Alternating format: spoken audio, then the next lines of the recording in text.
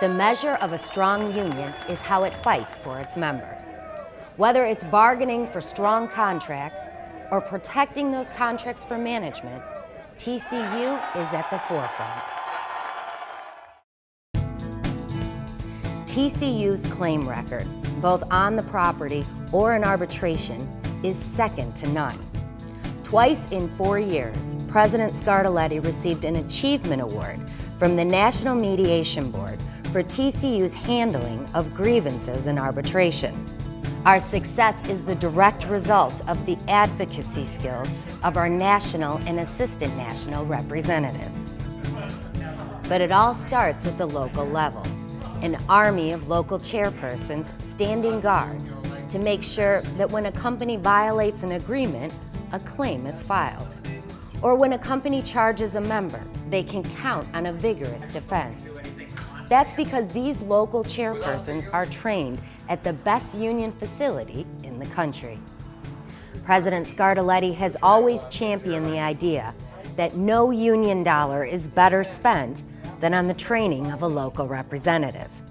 Education has been the cornerstone of his presidency. When CSX violated the collective bargaining agreement, Brother McCombs filed between 40 and 50,000 claims. With the assistance of his representatives and the national, the issue was won in arbitration. Not only did it go to arbitration, it was so important to the railroad that they refused the ruling of arbitration and took it to court.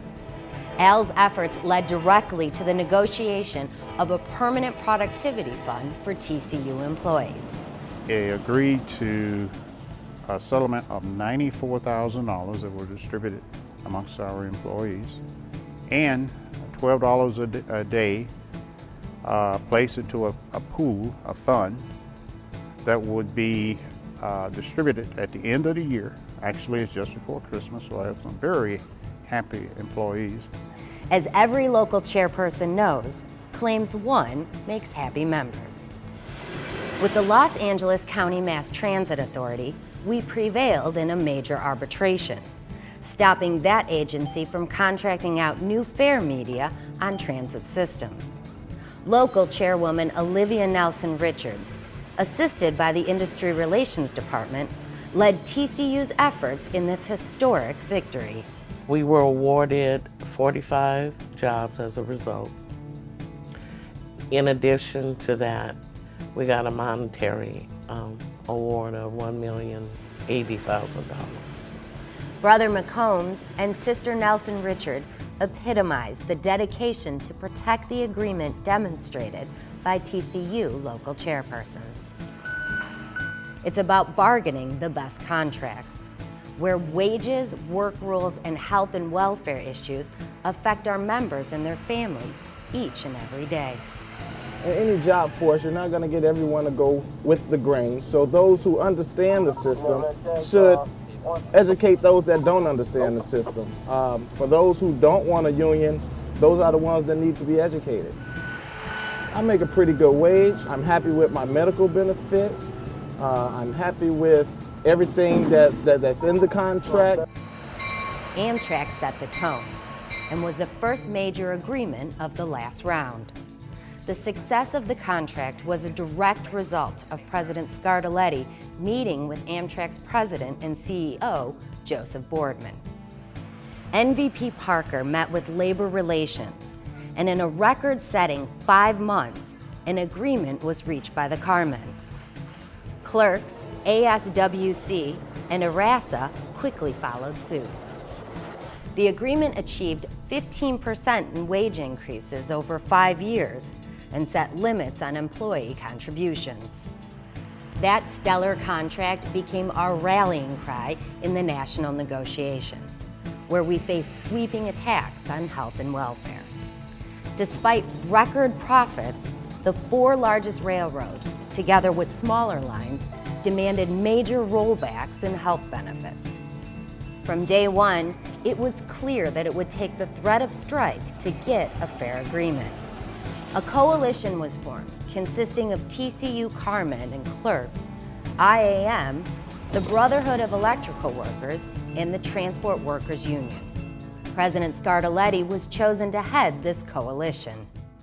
He took the lead in demanding the National Mediation Board release us when negotiations were going nowhere, even after United Transport Union reached an agreement, resulting in Obama's appointment of a presidential emergency board. A second coalition came on board.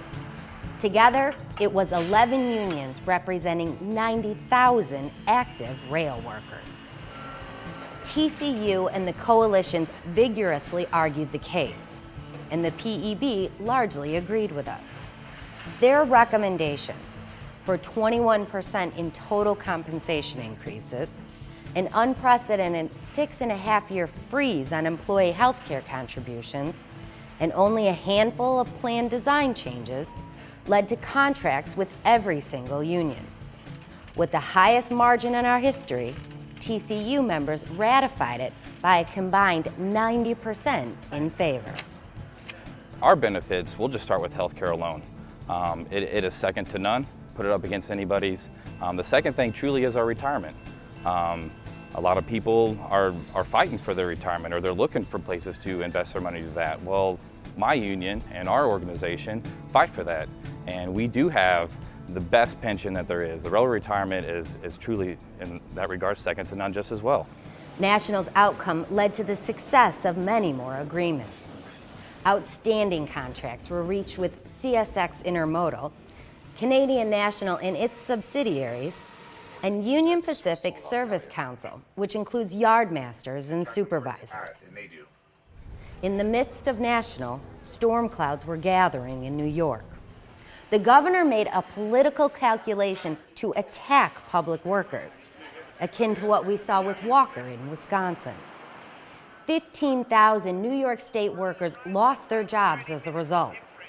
From that moment on, the New York MTA drew a line in the sand, refusing to settle unless sweeping health care and pension concessions were made. However, in 2013, despite the war on public employees everywhere, we reached a major contract with Chicago's commuter system. You know, over the course of the next 6 years, my salary is going to increase by 20%. It's a security net. Union is security, it's family. It's knowing that, hey, I might miss work, but there's going to be a job there waiting for me, my job. I need the medical benefits because, like, I have a medical condition. My son has a medical condition, and I mean, it would break my pockets if I had to pay out of pocket and do it. So I mean, the benefits, the pension, everything that goes with the job is great. We need the union. Without the union, what type of contract will we really have? An exceptional agreement was also reached in California for LAC MTA members in 2014, becoming the best agreement of its kind in this country.